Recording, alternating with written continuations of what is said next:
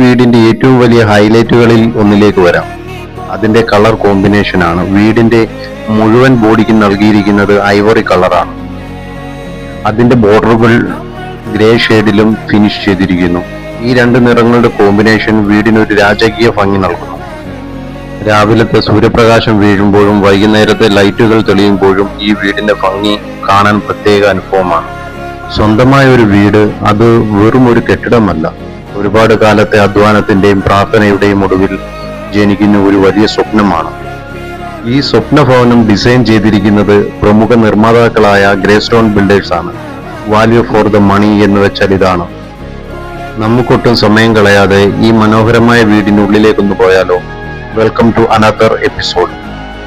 ഇനി വീടിന്റെ അകത്തേക്ക് കടക്കാം. വീടിന്റെ വലത് സൈഡിലായി മനോഹരമായ ഒരു പൂജാമുറി നൽകിയിരിക്കുന്നു.